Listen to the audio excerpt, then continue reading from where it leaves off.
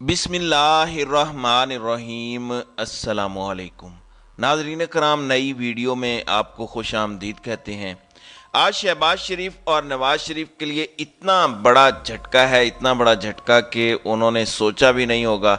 सबसे पहले तो शहबाज शरीफ ने कल NSC की मीटिंग के अंदर पूछा कि मुझे इतना बताएं कि ये दहशतगर्दी दोबारा कैसे आई, इसको लाने वाले कौन थे और इसको रोका क्यों नहीं गया। अब इस सूरत हाल के अंदर जो मामला हुआ वो तो शहबाज शरीफ को पता चल जाएगा, लेकिन आर्मी चीफ ने कल चूंकि सुप्रीम कोर्ट का फैसला भी आया और उसमें कहा गया कि 72 घंटों के अंदर अंदर स्टेट बैंक 21 अरब रुपए इलेक्शन कमीशन ऑफ पाकिस्तान को ट्रांसफ़र करेगा। यानी आप सोच लें कि शहबाज शरीफ के लिए कितना बड़ा झटका है कि 21 अरब रुपए इलेक्शन कमीशन को स्टेट ऑफ बैंक डिपॉजिट करेगा और उससे अगले दिन वो रिपोर्ट जमा करवाएगा कि हमने ये जमा करवा दिए हैं और ये उसकी कॉपी है, ये हमारी तरफ से पैसों का लेन देन है। ये अब तक का सबसे बड़ा झटका है। लेकिन फिर उसके बाद आर्मी चीफ की जानिब से जो बात सामने आई है, आप गौर करें तो ये अब तक की सबसे बड़ी डेवलपमेंट है।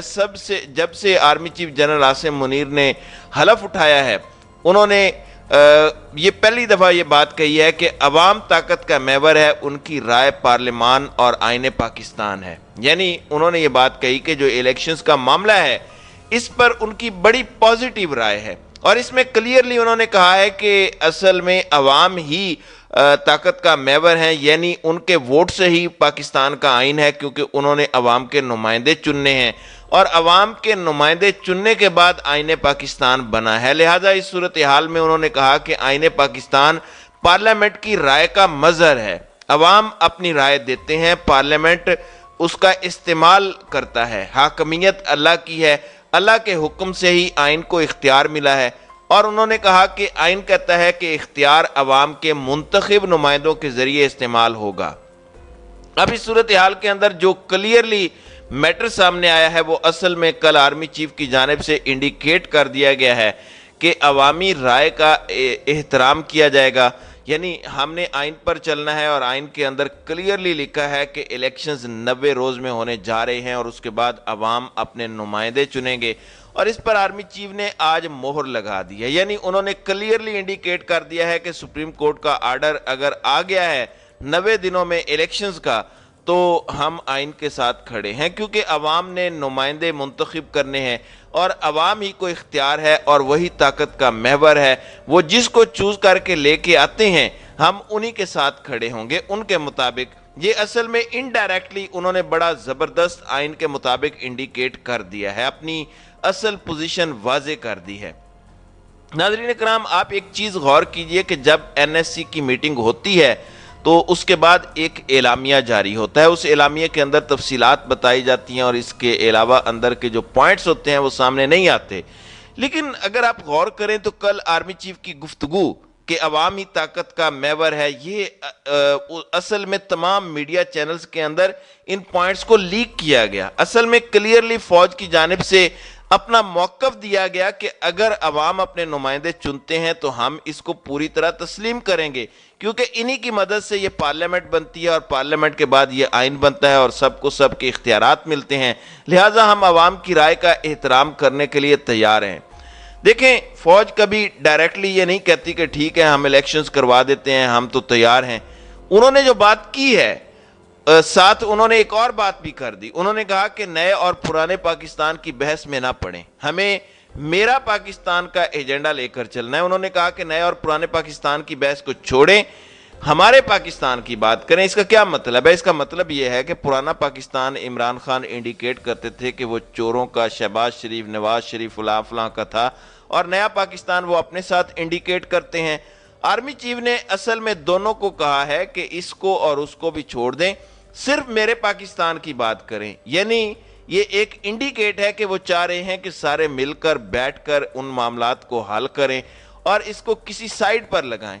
ये जब से आर्मी चीफ ने हलफ उठाया है अब से लेकर जितने दिन हैं, इनमें इनका पहला बड़ा तगड़ा और पॉजिटिव बयान है। देखें, दो चीज़ें जहन में रखिएगा, कोई भी इदारा सुप्रीम कोर्ट के सामने अब खड़ा नहीं हो सकता। ये बात जहन में रख लें, ना तो पार्लियामेंट खड़ी हो सकती है, ना रेंजर्स खड़ी हो सकती है और ना ही सिक्योरिटी इदारे, کیونکہ وہ پابند ہیں آرٹیکل 190 کے تحت.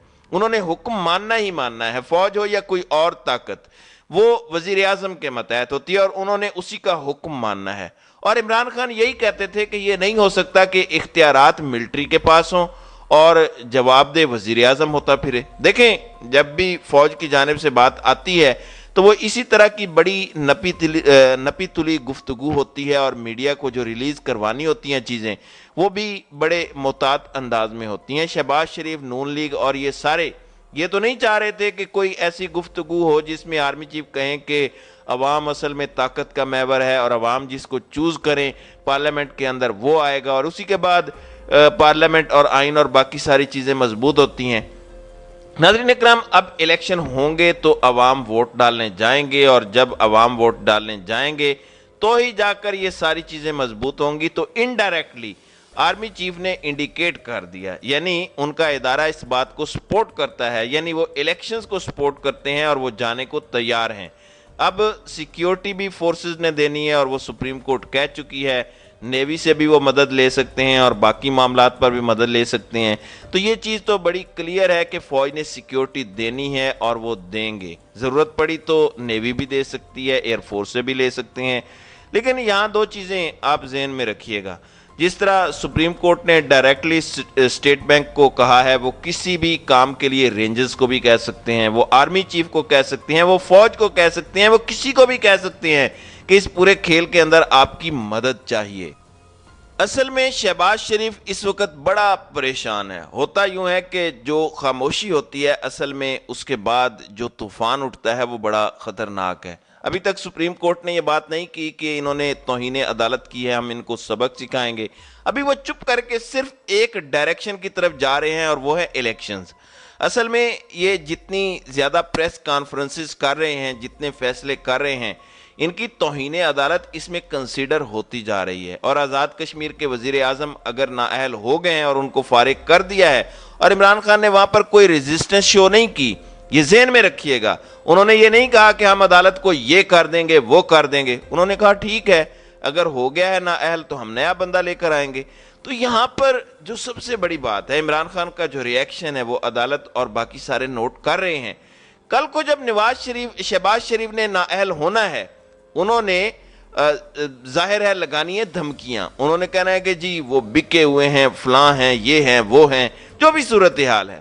آج آپ دیکھ لیں کہ ایک گھٹیا ترین جرنلسٹ نے یہاں تک کہہ دیا کہ قاضی فائز عیسیٰ نے چھڑی اٹھا لی اور چیف جسٹس آف پاکستان سے ان کی لڑائی ہوئی اور انہوں نے بڑا کچھ کیا. یعنی یہاں تک کہ بکواس اور بدتمیزی کی، جس کو سپریم کورٹ نے کہا کہ ہم اس جعلی اور جھوٹی خبر کا ڈینائی کرتے ہیں. تو اس صورتحال میں جو بڑا گیم پلان تیار کرنے کی تیاری ہے اور سیٹ کرنے کا جو معاملہ ہے وہ کل بڑا کلیئرلی انڈیکیٹ ہو گیا. سپریم کورٹ نے بھی کہہ دیا اور آرمی چیف نے بھی اپنی پوزیشن بڑی واضح کر دی. رہ گئی بات سیاستدانوں کی، تو ان کو بھی اب اندازہ ہو جائے گا کہ معاملہ کس جانب جانا ہے. کیونکہ اب سپریم کورٹ نے جو ہے وہ کہہ دیا ہے کہ الیکشنز کروانے ہیں، اور اب آرمی چیف نے بھی کہہ دیا ہے کہ عوام الیکٹ کرتے ہیں لوگوں کو، وہ محور ہے طاقت کا، انہی کے گرد ہی ساری چیزیں گھومتی ہیں.